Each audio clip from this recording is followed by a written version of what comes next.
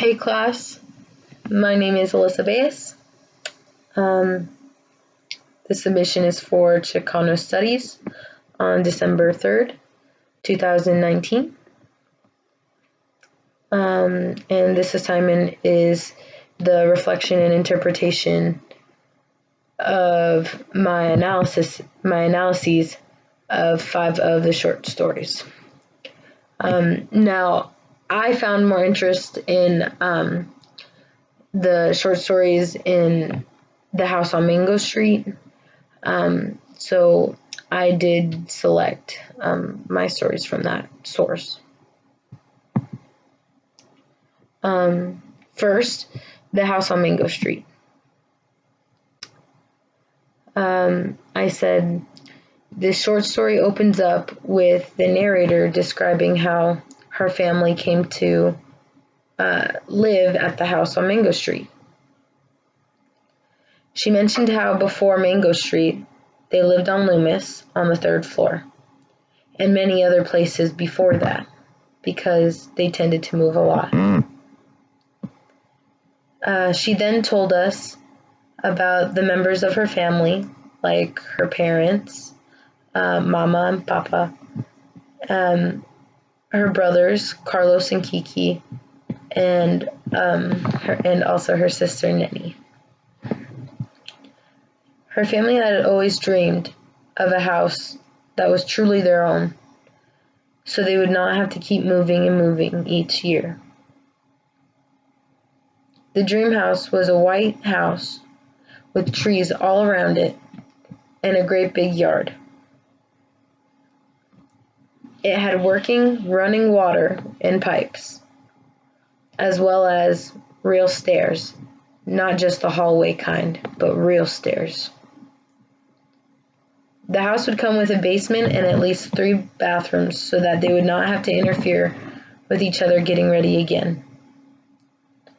But this house on Mango Street was not at all like the one they had been dreaming about.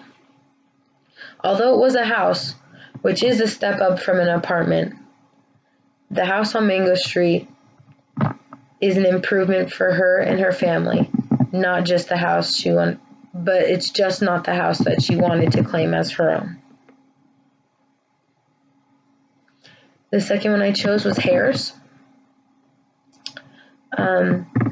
This short story from the text is constructed around the description of the narrator's different hair types in her family. The narrator begins to list all the varying forms of hair accompanied by a unique analysis for each one of her family members. Although she shares a moment with each family member and on their hair, when she gets to her mother, she really begins to illustrate the nostalgic, comforting memories that are associated with her mother's hair. Number 3 is Boys and Girls. And in this short story, Boys and Girls, the narrator notes that boys and girls do not socialize with each other in the neighborhood. Even though she can talk to her brothers at home, they refuse to talk to her outside. She must socialize with her younger sister Nenny, who the narrator notes is too young. It would not be her choice for a friend if she were not her sister. Even worse, Nenny is the narrator's responsibility. She has to make sure that Nenny does not play with the neighbors, the Vargas kids.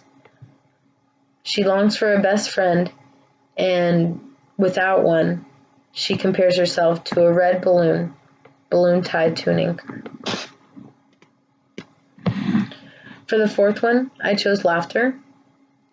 And here the narrator clarifies that despite the fact that she and Nenny don't resemble each other that the same as Lucy and Rachel do, they share a great deal for a lot of things. They chuckle in the same way, and once in a while they have similar thoughts. One day she sees a house that helps her remember houses in Mexico. In spite of the fact that she can't really state why. Rachel and Lucy chuckle at her, yet Nenny shares with them what she was thinking, which was really similar to what her sister was thinking. So they're similar in that way.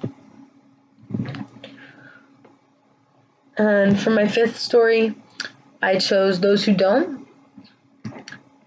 And whenever anyone from an outside community sets foot into a community that is not one of their own, it can be unfamiliar or sometimes even intimidating.